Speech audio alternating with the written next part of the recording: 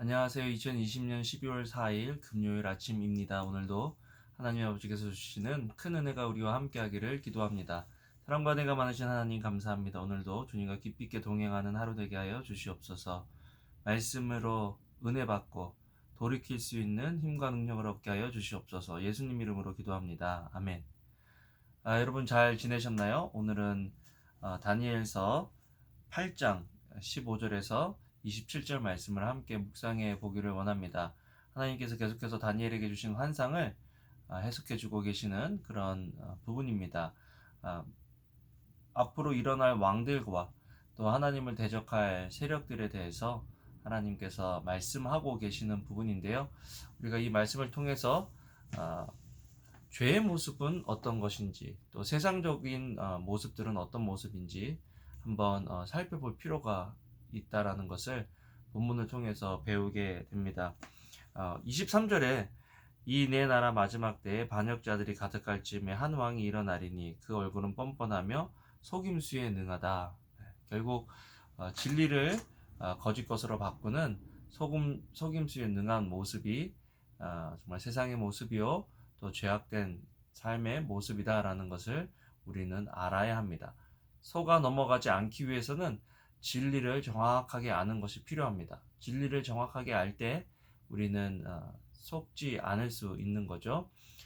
100불짜리 위패를 구별하는 방법은 위패를 공부하는 것이 아니라 진짜 100불짜리 돈을 정확하게 계속해서 공부할 때 거짓 것을 알게 된다라는 말을 듣게 되었는데요.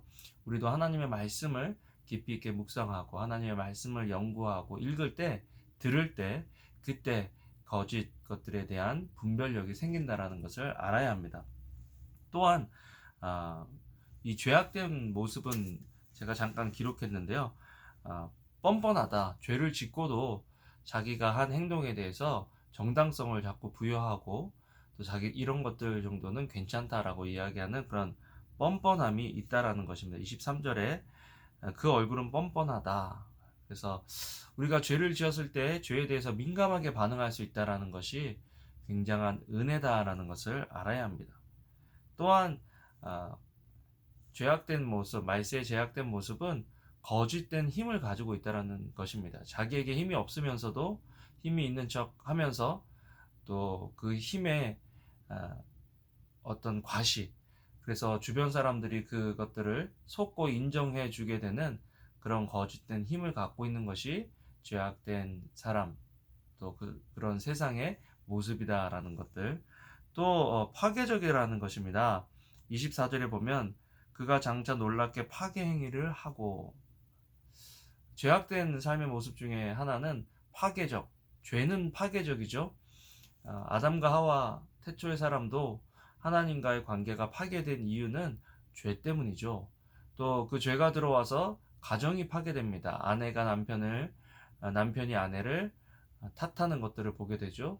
거기서 끝나는 것이 아니라 형제들 간의 다툼이 일어나서 형이 동생을 죽이게 되는 아주 비극을 낳게 되는 것이 죄입니다.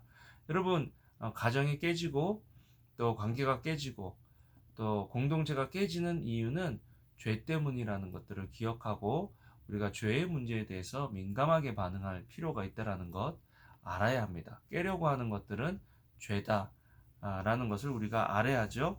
또한 거짓된 이 삶의 모습 속에는 형통함이 일시적으로 있을 수 있다는 것입니다. 오늘 말씀에 보면요, 여기 형통하다라는 말이 나오는데요.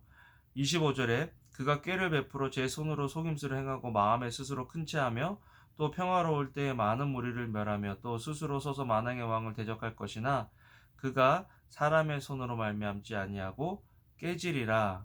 그 위에 24절에 보면요, 파괴 행위를 하고 자의로 행하여 형통하며 강한 자들과 거룩한 백성들을 멸하리라. 형통하다고 해서 그것이 다 하나님이 함께 하시는 것이 아니라는 것을 우리는 알아야 합니다. 그래서 성경에서는요, 악인의 형통을 부러워하지 말라라고 이야기합니다. 우리의 삶의 근본적인 최종의 목적은 이 땅에서 형통이 아니라 하나님 나라의 백성으로 영원한 삶을 살아가는 그것이 우리의 진정한 형통이라는 것을 기억하고 이 땅에서 나그네로 살면서 찾아올 수 있는 어려움을 우리는 받아들일 수 있어야 한다라는 것입니다. 또한 이런 우리가 어떻게 보면 야 정말 부럽다 할 수 있는 자기 마음대로 살 수 있는 그런 삶을 살아가는 이런 삶에도 결국은 하나님께서 심판하시는 때가 온다라는 것입니다. 오늘 이 거짓된 말씀을 보면서 저는 이 자의적으로라는 말을 생각해 봤습니다. 자의적으로 그 사람이 하고 싶은 일들을 행해서 형통하다라고 이야기를 24절에 하고 있는데요. 자의적이라는 것은 진리 대신 하나님의 말씀을 따르는 것이 아니라 자기가 원하는 대로 살아간다라는 것이죠. 그래서 그것이 하나님의 진리 대신 하나님의 말씀과 대적하는 일이기 때문에 결국에는 하나님을 대적하게 된다는 것입니다. 자기가 옳다는 것을 증명하기 위해서 하나님을 대적하게 되는 거죠. 그런데 그런 사람의 삶, 또 그런 권력의 끝은 사람에 의해서 무너지는 것이 아니라 하나님이 심판하셔서 멸하신다, 깨트리신다라고 말씀하시는 것입니다.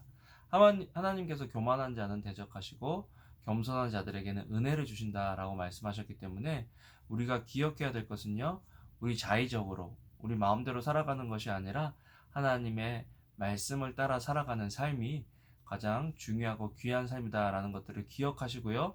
오늘도 하루를 살아가시면서 하나님의 말씀을 따라 순종하며 살아나가는 저와 여러분들 되시기를 주님의 이름으로 축원합니다. 기도하겠습니다. 사랑과 은혜가 많으신 하나님, 저희가 정말 살아갈 때 저희를 두렵게 하는 힘들이 있지만 결국 이 모든 것들을 심판하시는 하나님 아버지가 우리 아버지시라는 것을 우리가 기억하고 하나님의 말씀을 붙잡고 살아갈 수 있는 저희들 되게 하여 주시옵소서. 감사를 드립니다. 예수님 이름으로 기도합니다. 아멘. 여러분 오늘도 좋은 하루 되시고요. 사랑합니다.